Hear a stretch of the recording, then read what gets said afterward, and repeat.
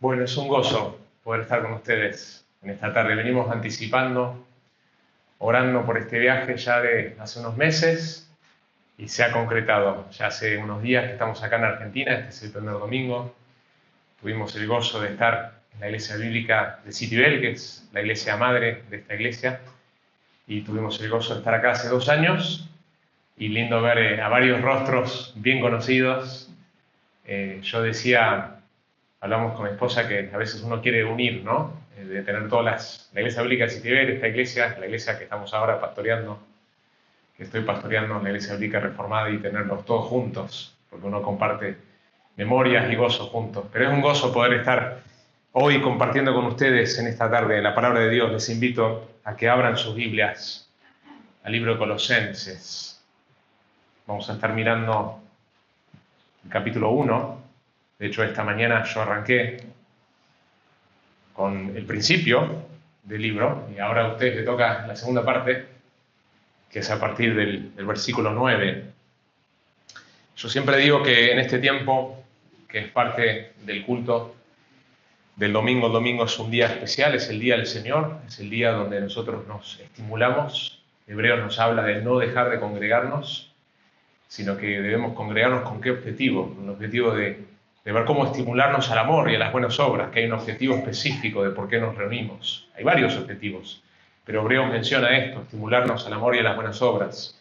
Y lo hacemos de varias maneras, y una de las maneras es a través de cantar las verdades de la palabra de Dios, las verdades del Evangelio, pero también lo hacemos a través de escuchar la palabra predicada, la palabra de Dios predicada. Y yo digo que en este momento esto continúa, nosotros venimos adorando a nuestro Señor, en espíritu y en verdad, si somos sus hijos. Hemos cantado al Señor, hemos cantado verdades del Evangelio y lo hemos adorado.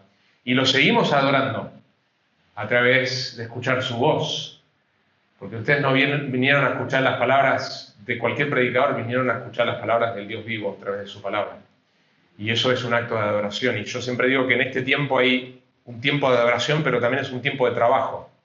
Es un tiempo de trabajo para el predicador, que debe esforzarse de predicar. El trabajo empezó en su estudio, pero continúa acá. Debe esforzarse en predicar, dependiendo del poder del Espíritu Santo, las verdades de la palabra de Dios, las verdades del Evangelio. Pero también es un trabajo para ustedes escuchar. Y escuchar es un trabajo. Escuchar atentamente la voz de Dios a través de su palabra predicada. Así que les animo a que puedan escuchar, que puedan ver ese tiempo de esa manera. Es un tiempo de adoración, es un tiempo de escuchar atentamente la voz de nuestro Dios. Así que vamos a estar mirando a partir del versículo 9 en adelante, y el título de este sermón es Conociendo y andando en la voluntad de Dios. Conociendo y andando en la voluntad de Dios. No sé si te has preguntado recientemente, ¿cuál será la voluntad de Dios para tal cosa en mi vida? Alguna decisión que estás enfrentando, una situación que no tenés claridad. Y de hecho el texto que vamos a ver hoy nos va a hablar de la voluntad de Dios. Una vez alguien le preguntó al profesor Howard Hendricks del Seminario Teológico de Dallas, un profesor que tuvo mucha influencia particularmente en lo que es el estudio de la palabra de Dios, de cómo estudiar la Biblia. Y le preguntaron, ¿qué es más importante en el evangelismo? ¿La explicación con palabras del evangelio o la manera que ese cristiano vive delante del no cristiano? Y su contestación fue una pregunta. ¿Qué es más importante en un avión? ¿El ala izquierdo o el ala derecho? Y de la misma manera nosotros podríamos hacer una pregunta similar. ¿Qué es más importante? ¿Conocer la voluntad de Dios o vivir conforme a la voluntad de Dios? Lo que vamos a ver es que necesitamos ambas, porque nosotros no podemos vivir la voluntad de Dios, sino conocemos la voluntad de Dios. Y en la porción de la Escritura que vamos a ver hoy, Pablo va a orar específicamente por la iglesia de Colosas para que ellos conozcan esta voluntad, conozcan la voluntad de Dios y anden conforme a la voluntad de Dios. Lo que queremos resaltar en el sermón de hoy, en el pasaje de hoy, la idea central es esta. Somos llamados a crecer en el conocimiento de la voluntad de Dios. Cada uno de nosotros, si somos sus hijos, somos llamados a crecer en conocer esa voluntad. Dios no la ha escondido, no es que nosotros tenemos que descifrar cuál será esa voluntad. Dios nos dice cómo nosotros podemos conocer esa voluntad y somos llamados a crecer en el conocimiento de la voluntad de Dios.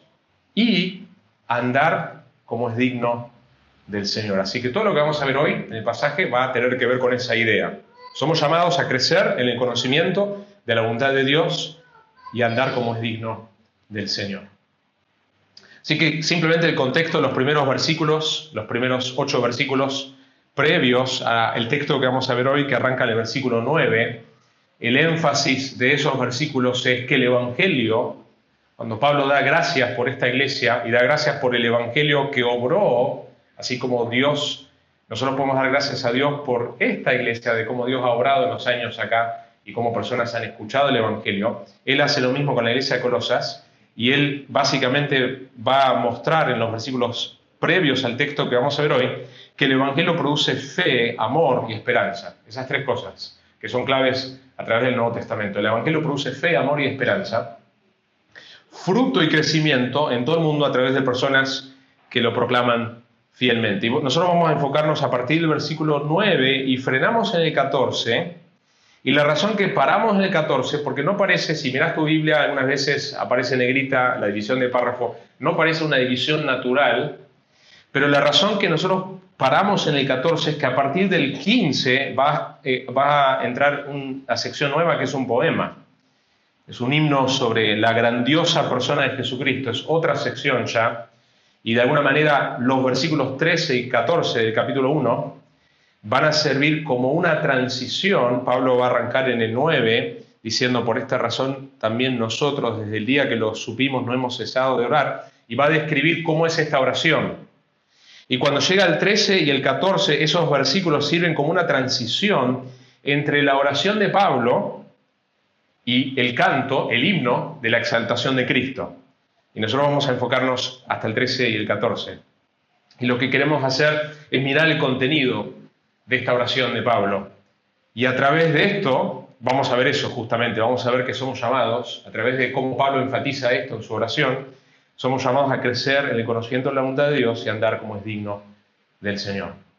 En este sermón tengo 2 puntos principales, lo cual es raro. Los que me conocen saben que típicamente son 3 puntos, pero dejamos que el texto mismo indique la estructura y la cantidad de puntos. Pero antes de ver esos puntos, quisiera que nosotros hagamos unos comentarios iniciales acerca de la oración. Porque Pablo, lo que vamos a mirar acá en este pasaje, lo que estamos exponiendo, estudiando, es cómo Pablo ora por esta iglesia. Cuanto más estudiamos el Nuevo Testamento, y particularmente las cartas de Pablo, vamos a observar cuán central, cuán esencial es la oración en la vida de Pablo. Cuán esencial es. Mis hermanos, probablemente no haya una persona fuera de Jesucristo que haya influenciado más a la humanidad que el apóstol Pablo. Probablemente no hay una persona que haya influenciado más a la humanidad positivamente después de Jesucristo que el apóstol Pablo. Y no es casualidad que Pablo era un hombre de oración. Pablo era un hombre de oración. Entonces quisiera arrancar, antes de que veamos cómo Pablo y qué es lo que Pablo ora específicamente del versículo 9 en adelante, quisiera mencionar 4 cosas acerca de cómo Pablo ora. 4 cosas que podemos aprender de cómo Pablo ora en el Nuevo Testamento. Número 1, vemos que Pablo ora regularmente. Pablo dice que no ha cesado, el texto lo dice, no ha cesado de orar. Mis hermanos, somos llamados a orar regularmente. Tiene que ser una práctica consistente en nuestras vidas. Esto no significaba que Pablo no hacía otra cosa, es decir, que lo único que hacía era orar, que no comía, que no evangelizaba, que no discipulaba, porque solo estaba orando sin cesar. No es la idea, pero sí es la idea que nosotros debemos tener una regularidad y una constancia y una dependencia continua de nuestro Dios a través de la oración. Así que, hermanos, oremos regularmente, aprendamos de esto. Si nosotros queremos ser de bendición en la vida de otras personas, si queremos ser una influencia en este mundo, la oración tiene que ser algo central en nuestra vida.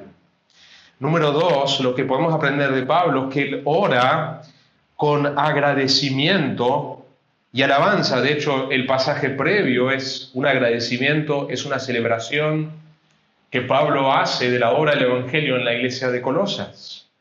Nuestras oraciones deben estar saturados de la Biblia. Qué lindo que hoy oramos con la palabra de Dios, saturados de alabanza al carácter y la obra de Dios y llenas de agradecimiento. Qué precioso cuando nosotros podemos arrancar nuestra vida de oración, nuestro tiempo de oración, alabando y agradeciendo a nuestro Dios. Esto es lo que vemos en cuanto a cómo Pablo oraba. Él comienza alabando, comienza agradeciendo. Y así tiene que ser nuestra vida. De que no empezamos echando nuestras ansiedades sobre Él, que la Biblia nos dice que hagamos eso, pero empezamos primero levantando la mirada, como lo que cantábamos hoy. Empezamos pensando en las glorias de Dios que son inmovibles independientemente de la dificultad que estemos pasando, y lo alabamos por su carácter, por su bondad, por su gracia, por su poder, por su soberanía, y eso va a informar el resto de cómo nosotros oramos. Si empezamos con Él y si empezamos en agradecimiento, y eso es lo que Pablo hacía, él oraba con agradecimiento y alabanza. La tercera cosa que aprendemos de Pablo en cuanto a cómo oraba es que él ora por otros. Nosotros podemos caer en una tendencia de orar solamente o mayormente por las cosas que nos preocupan. Y no está mal que llevemos nuestras preocupaciones al Señor. Es más, debemos llevar nuestras preocupaciones al Señor. El remedio de la ansiedad es la oración. Las ansiedades que todos sufrimos tienen que ser llevadas al Señor en oración. La palabra nos manda a hacerlo. Pero noten cómo Pablo oraba por otros, aún por otros que no había conocido todavía, como la iglesia de Colosas. La iglesia de Colosas Pablo no había conocido todavía y él oraba por esta iglesia. Así que, hermanos, nuestra vida de oración tiene que incluir, tiene que tener una prioridad de orar por las necesidades de otros, por orar por el avance del Evangelio en el mundo. Y la cuarta y última cosa que podemos mencionar en este punto acerca de la oración de Pablo, de cómo Pablo oraba, es que él ora, específicamente vemos el qué, el contenido de qué es lo que él ora por las personas. No ora por su salud, no ora por su situación económica. Nuevamente no está mal que nosotros oremos por esas cosas, porque son cosas que nos están cargando, nos están preocupando, y la Biblia habla de eso, pero el foco de la oración de Pablo, lo que él va a mencionar acá, es que él ora por el crecimiento espiritual de otros. Como veremos ahora, de todas las cosas que Pablo pudo haber orado, vemos su prioridad en orar por el crecimiento espiritual de otros. Y piensen en el porqué de esto. No hay mayor meta y no hay mejor tema por el cual orar para alguien que este. No hay mayor prioridad en tu vida que tu crecimiento espiritual. ¿Qué puede ser más importante que eso? No lo hay. No hay una meta superior a que vos seas, digo el tú porque estoy con mexicanos ahora ahí en la iglesia, que vos seas conformado a la imagen de Jesucristo. No hay una prioridad mayor si sos de Él, y si no sos de Él, no hay prioridad mayor que conozcas el Evangelio. Por eso cuando nosotros oramos por nuestros hijos, oramos por familiares, está bien que oremos por situaciones específicas, pero siempre tiene que estar en nuestra oración su crecimiento espiritual, si son de Él, si son hijos de Dios, y la salvación. ¿Qué puede haber más importante que eso? Y Pablo entendía bien esto, y por eso él ora. Él no desperdicia tiempo, va directo a lo que es prioritario, a lo que es el mayor bien para ellos, que es su crecimiento espiritual. Así que lo que vamos a ver es esto. Somos llamados nosotros, que es lo que Pablo va a orar en esta oración, a crecer en el conocimiento de la voluntad de Dios y a andar como es digno del Señor. Y lo primero que observamos entonces, número 1, versículo 9, es un llamado. Nosotros tenemos un llamado a un tipo de conocimiento. Un llamado a un tipo de conocimiento. Miren cómo comienza el texto. Por esta razón, también nosotros, Pablo y quienes acompañaban a Pablo en sus viajes misioneros, desde el día que lo supimos, desde que nos enteramos de ustedes, del crecimiento, de todo lo que él mencionó en los versículos previos, no hemos cesado de orar por vosotros y de rogar. En el versículo 3 y 4, Pablo había dicho, damos gracias a Dios, el Padre de nuestro Señor Jesucristo, orando siempre por vosotros al oír. ¿Qué cosa? De vuestra fe, amor y esperanza. Y desde que escuchamos esto, no hemos cesado. Y Pablo lo que va a hacer ahora, él va a detallar el contenido de su oración que él había mencionado en el versículo 3. En el 3 lo menciona y ahora va a detallar cuál es el contenido de su oración y podemos aprender mucho si miramos qué es lo que Pablo está orando específicamente. Lo primero que él dice en cuanto al contenido por el cual él ora por la iglesia de Colosas, en el versículo 9, es que seáis llenos del conocimiento de su voluntad en toda sabiduría y comprensión espiritual. Él no ora por su prosperidad económica, no ora que el presidente del país haga buenas decisiones. La Biblia habla de eso en otros lugares. Él no ora por ninguna de estas cosas que nosotros solemos enfatizar por la salud de ellos. Él ora que ellos sean llenos del conocimiento de la voluntad de Dios. Pablo anhela y ora que ellos tengan conocimiento. Eso es lo que él quiere que esta iglesia tenga, conocimiento.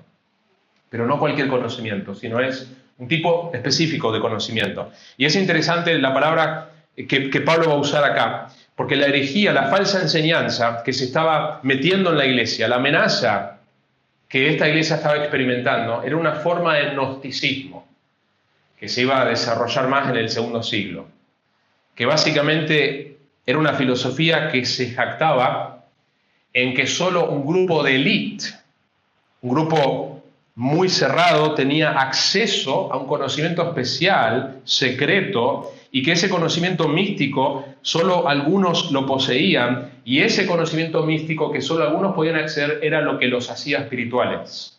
Esa es la herejía que está ocurriendo en la iglesia de Colosas. Y Pablo entonces dice que yo lo que voy a orar por ustedes es, en la misma palabra, usa gnosis, conocimiento. Ahí viene el gnosticismo. En el capítulo 2, versículo 2, Pablo va a decir que él lucha para que ellos tengan un verdadero conocimiento del misterio. Es interesante las palabras que Pablo usa, porque los gnósticos, nuevamente era algo que no estaba desarrollado como lo sería en el segundo siglo, pero en el primer siglo ya había algo de este movimiento filosófico, de que hay un grupo misterioso que tiene un acceso a un conocimiento especial, y Pablo usa esta misma terminología.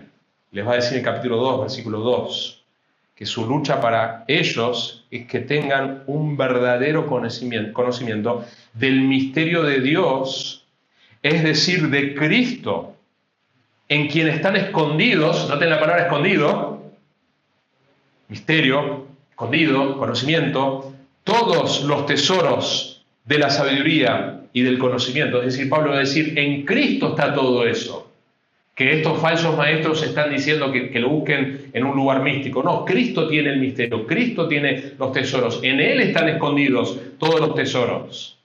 Y Él va a dar varias advertencias en el capítulo 2 sobre esta falsa enseñanza, y va a decir en el 2:23, tales cosas, estas maneras que se estaban metiendo en la iglesia, estas falsas enseñanzas, tienen la verdad la apariencia de sabiduría en una religión humana, en la humillación de sí mismo y en el trato severo del cuerpo. Me encanta lo que dice acá, pero carecen de valor alguno contra los apetitos de la carne. No sirve para nada.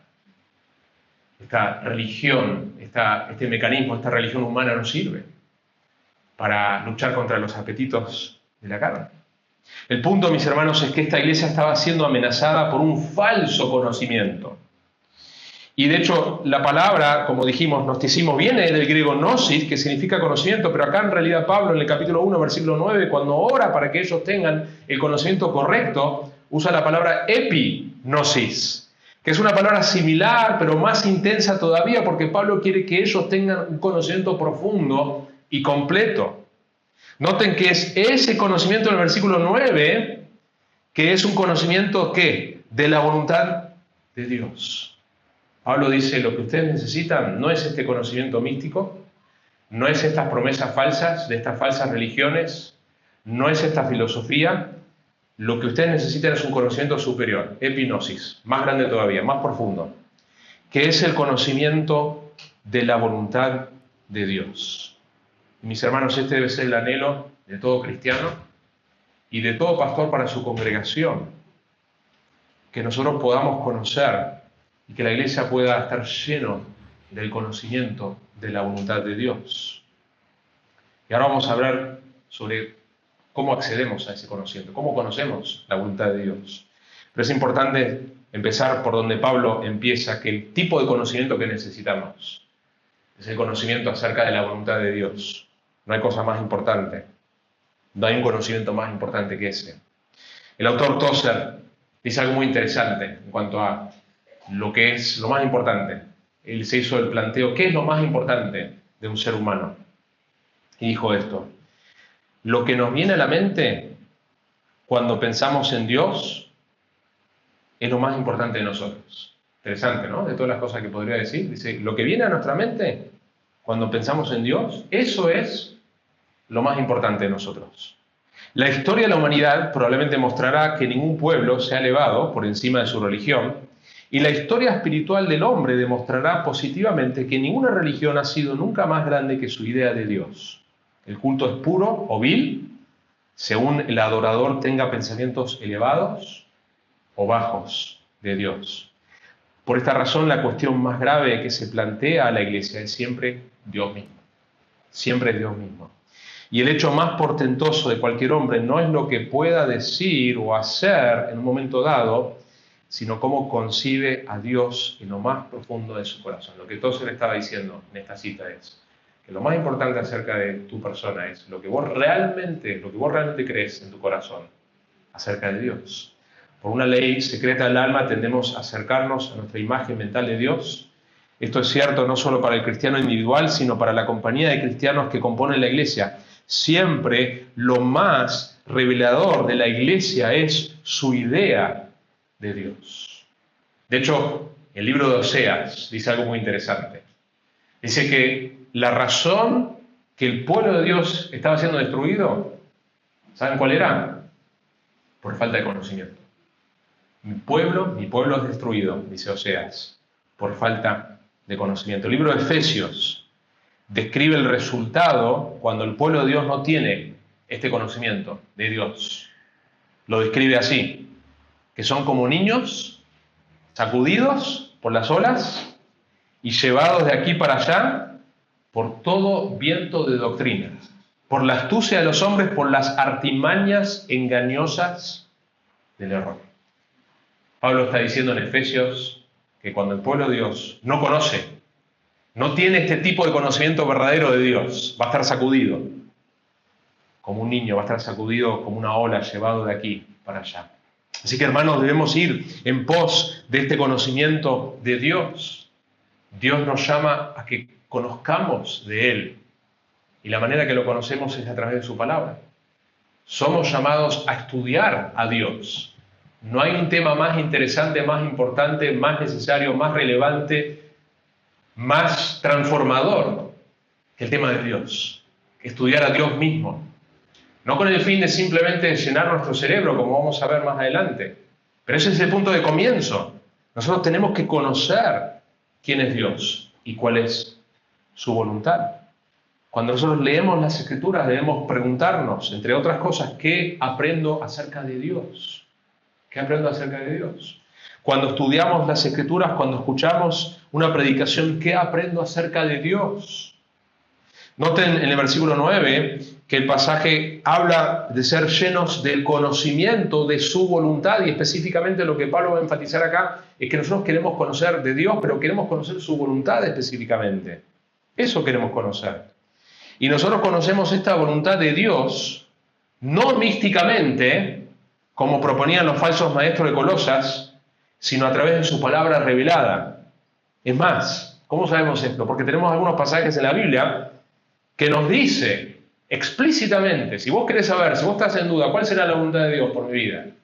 Yo te puedo mostrar pasajes explícitos que te dicen, esta es la voluntad de Dios para tu vida. Quizás no es la respuesta que quieras escuchar, porque vos tenés otras preguntas y Dios te las va a contestar de otra manera. Esto es lo que yo quiero que vos sepas específicamente. Primera Tesalonicenses 4:13 es un ejemplo. ¿Por qué está la voluntad de Dios? Entonces esta pregunta que vos tenés en tu vida, ¿cuál será la voluntad de Dios? La Biblia le responde.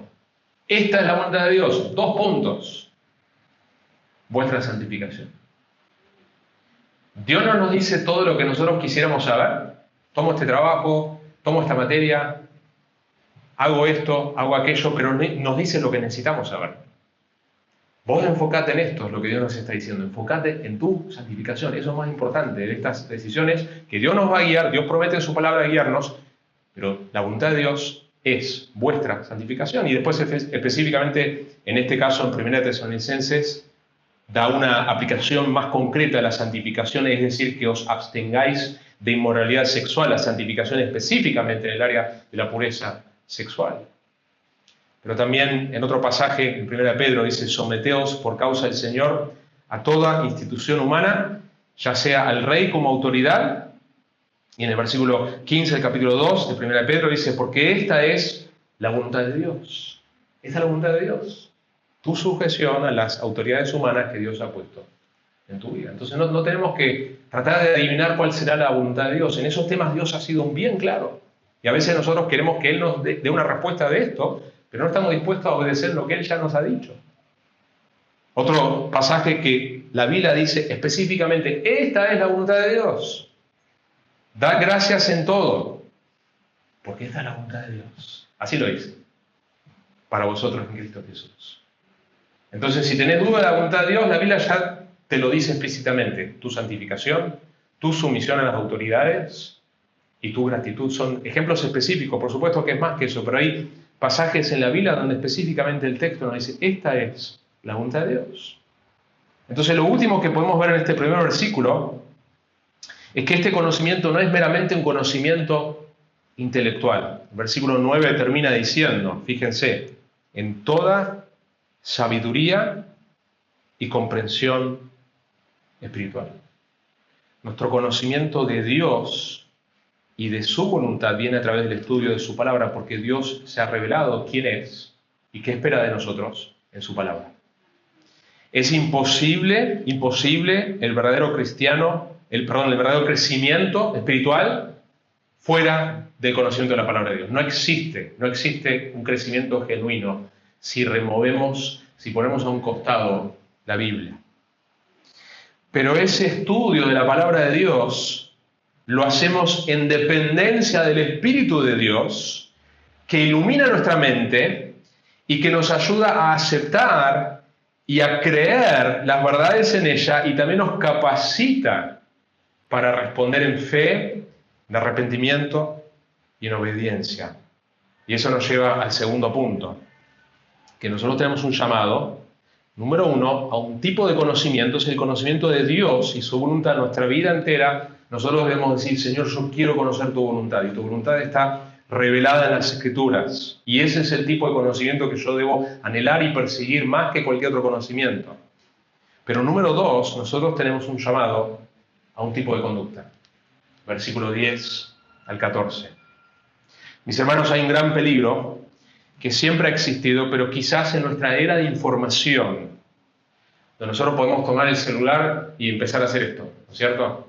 Vemos algo interesante, y hacemos el scrolling en Instagram, algún medio social, una información interesante, y pasamos a lo próximo en cuestión de segundos, y ya nuestra mente se olvidó y pasamos a lo próximo, y quizás vemos algo también triste en las noticias, pasamos a lo próximo.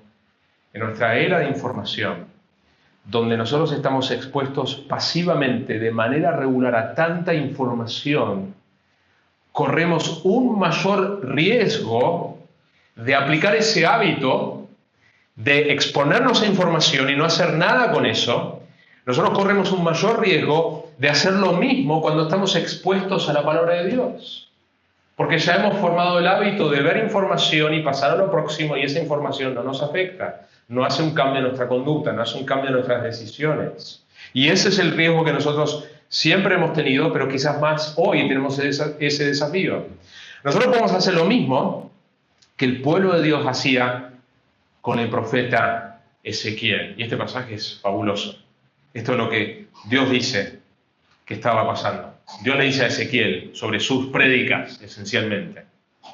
En el capítulo 33 le dice, he aquí, tú eres para ellos, para el pueblo de Dios, como la canción de amor de uno que tiene una voz hermosa y toca bien un instrumento. Oyen tus palabras, pero no las ponen en práctica. Y la idea es, dice, me encanta cómo predica Ezequiel. Me encanta, es un predicador fabuloso. Escuchadlo.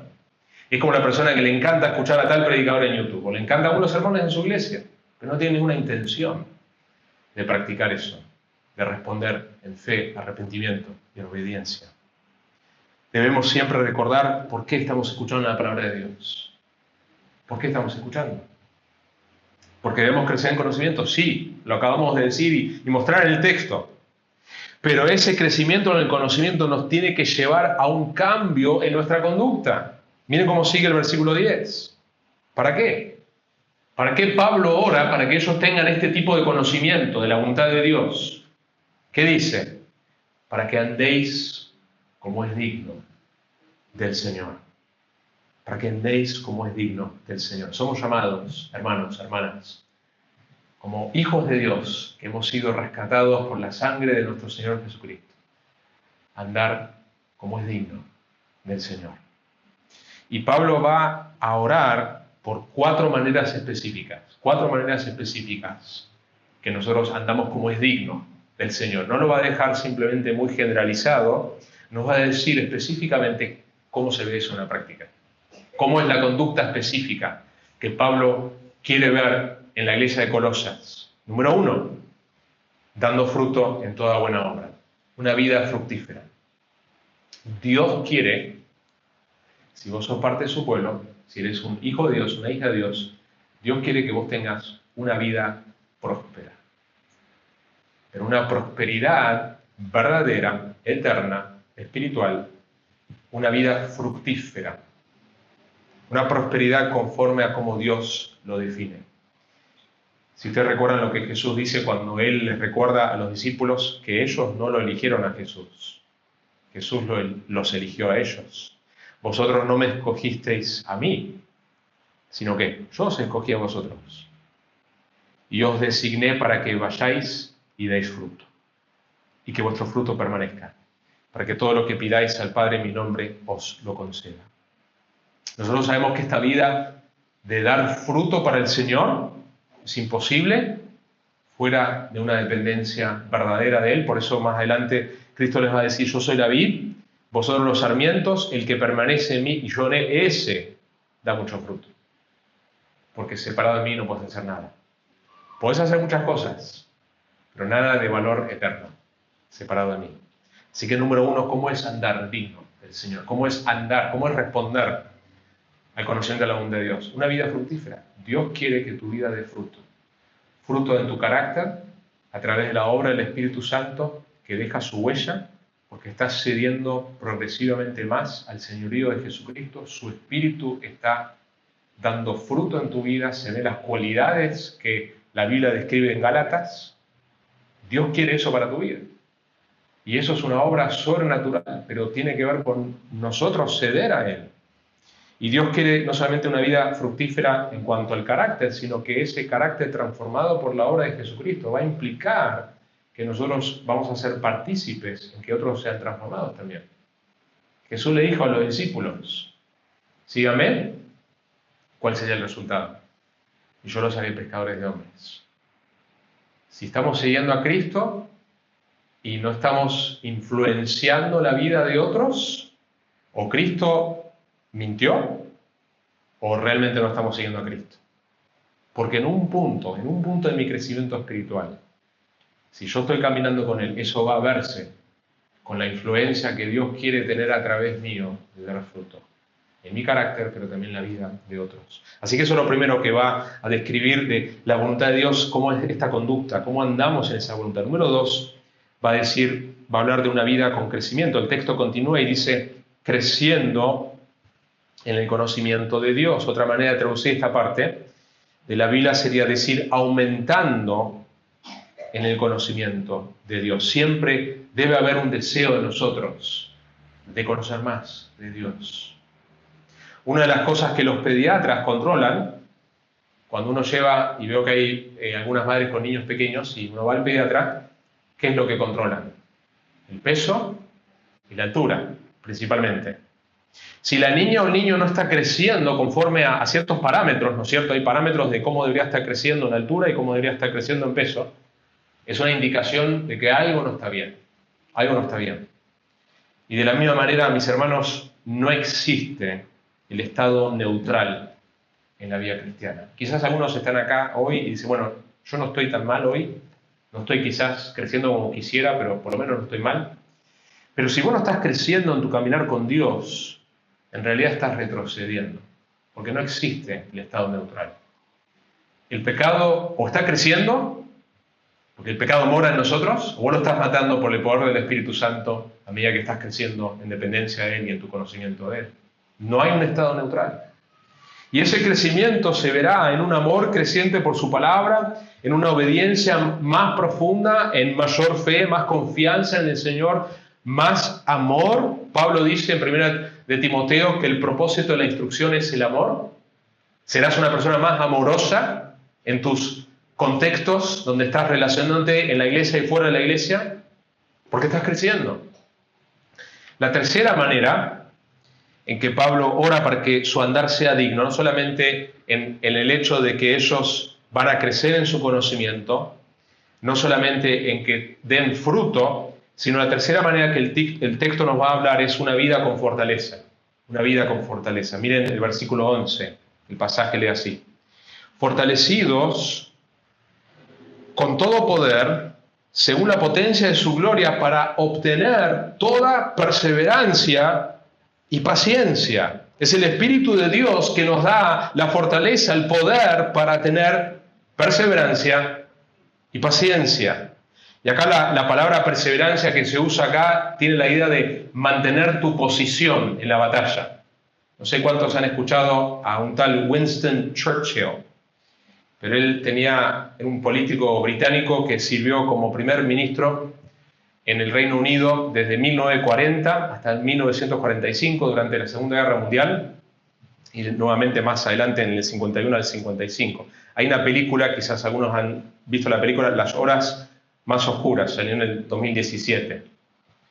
Y en un tiempo donde parecía que los nazis estaban conquistando todo, él da un speech, una serie de palabras históricas que la película lo narra. Y dice así: seguiremos hasta el final, lucharemos en Francia, lucharemos en los mares y océanos, lucharemos con creciente confianza y fuerza en el aire, defenderemos nuestra isla, cueste lo que cueste, lucharemos en las playas, lucharemos en las zonas de desembarco, lucharemos en los campos y en las calles, lucharemos en las colinas, nunca nos rendiremos.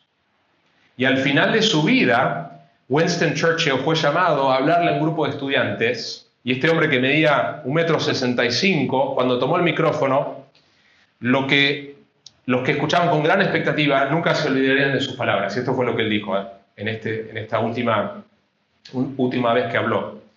Dice: jóvenes caballeros, nunca se rindan, nunca se rindan, nunca se rindan, nunca, nunca, nunca. Y con esas palabras se sentó.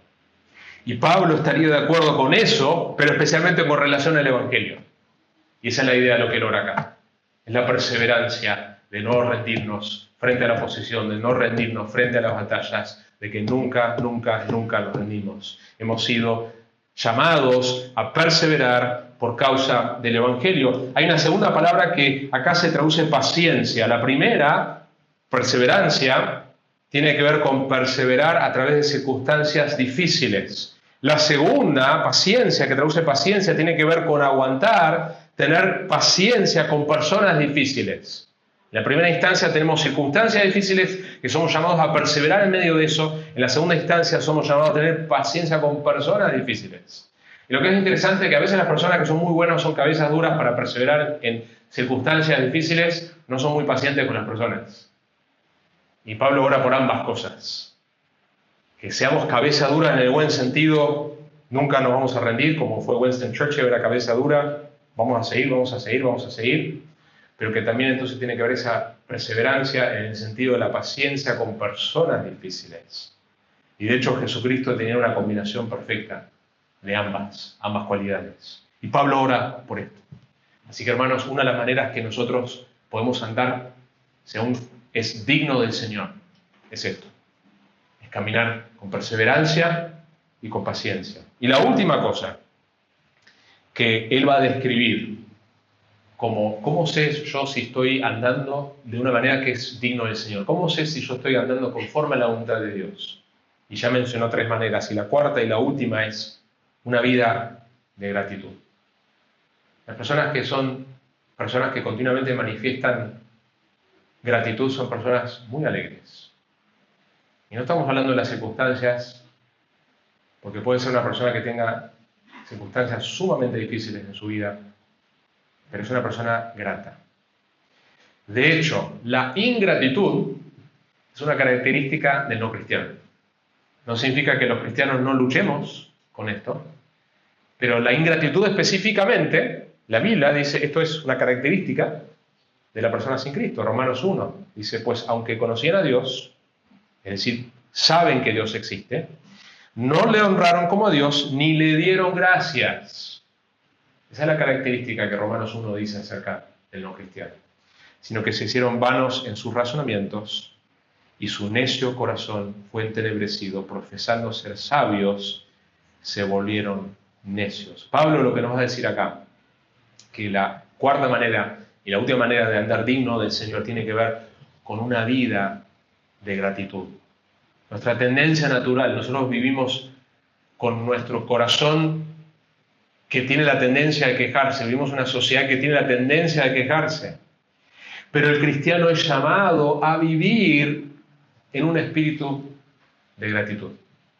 ¿Cómo andamos, como es digno del Señor, cómo andamos en la bondad de Dios? Agradecidos.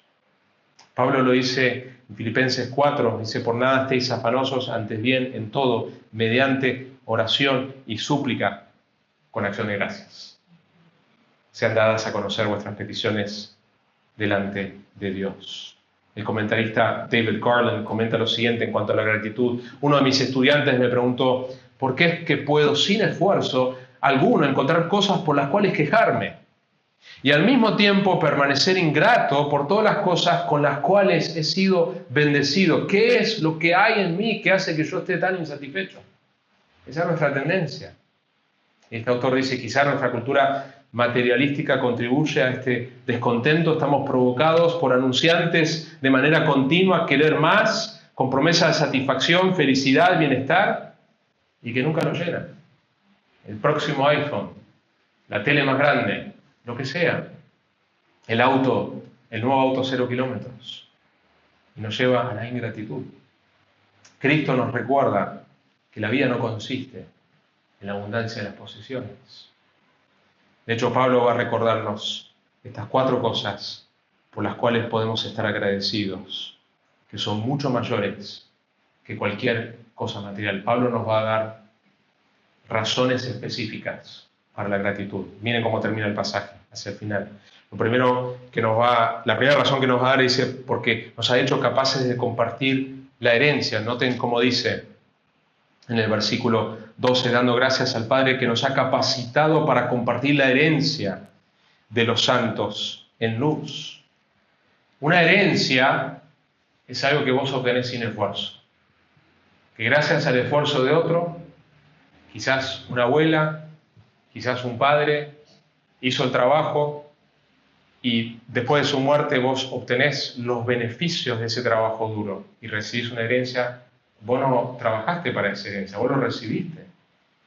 Y esta es la idea, hermanos. Nosotros no hemos trabajado para nuestra herencia en el Evangelio. Hemos recibido sin esfuerzo la gracia de Dios. Y eso es una enorme motivación para nuestro agradecimiento. La segunda cosa que el pasaje nos menciona de por qué agradecemos. Versículo 13. Porque Él nos libró del dominio de las tinieblas y nos trasladó al reino de su Hijo amado. Entonces, número 2, porque nos libró del dominio de las tinieblas. La Biblia dice que nosotros estábamos bajo el dominio de Satanás. El mundo, según las Escrituras, está gobernado por Satanás. Dios gobierna soberanamente el universo, pero ha permitido que Satanás sea el príncipe de este mundo. De hecho, cuando vemos el libro Apocalipsis, hay una transferencia de poder, ¿no es cierto? Apocalipsis 11, que los reinos de este mundo ahora pasan a ser ¿de quién? De Cristo. Y Satanás ya no reina más.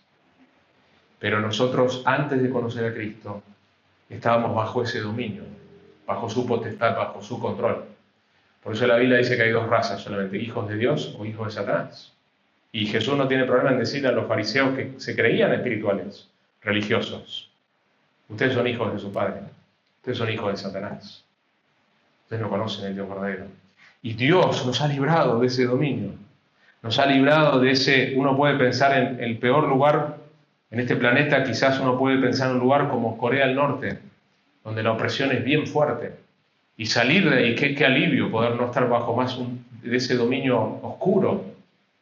Cristo nos ha librado del dominio más oscuro que existe, que es el dominio de las tinieblas. Y la tercera cosa que menciona a modo de gratitud es porque Él nos trasladó, no solamente nos sacó de ese lugar, sino que nos traslada al reino de su Hijo amado. Esta palabra trasladó se usaba en la antigüedad para describir un pueblo conquistado que era llevado a otra tierra, pero nosotros somos conquistados para entonces ser libres, para servir a nuestro Dios. La cuarta cosa que Pablo dice de por qué nosotros tenemos gratitud, la vemos en el versículo 13, pero en el 14, en quien tenemos redención, el perdón de pecados, porque en el Hijo nosotros tenemos redención. Redención significa liberar a través de un pago. El Salmo 103, versículo 12, dice: como está de lejos el oriente del occidente, si no hay manera de medir, así alejó de nosotros nuestras transgresiones, todos tus pecados, no importa cuán oscuros hayan sido, si están en Cristo, si estás en Cristo, ya está, Él las alejó, nos ha perdonado, nos ha limpiado, purificado 100%. Otro pasaje dice: volverá a compadecerse de nosotros, esto está en Miqueas, hollará nuestras iniquidades, sí, arrojarás a las profundidades del mar. Todos nuestros pecados han sido arrojados a lo más profundo del mar. Así que, hermanos, somos llamados a crecer en el conocimiento de la bondad de Dios y somos llamados a andar como es digno el Señor.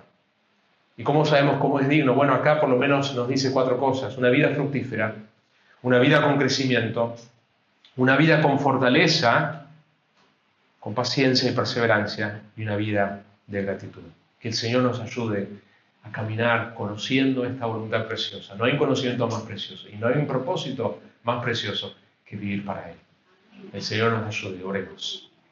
Padre, gracias por tu palabra, gracias por la maravilla del Evangelio, por lo que has hecho a favor nuestro y por el conocimiento de Jesucristo, que es el conocimiento más precioso que podemos tener. Ayúdanos a desear conocerte más y que ese conocimiento produzca la conducta que vos querés producir en nosotros, que nosotros andemos como es digno del Señor.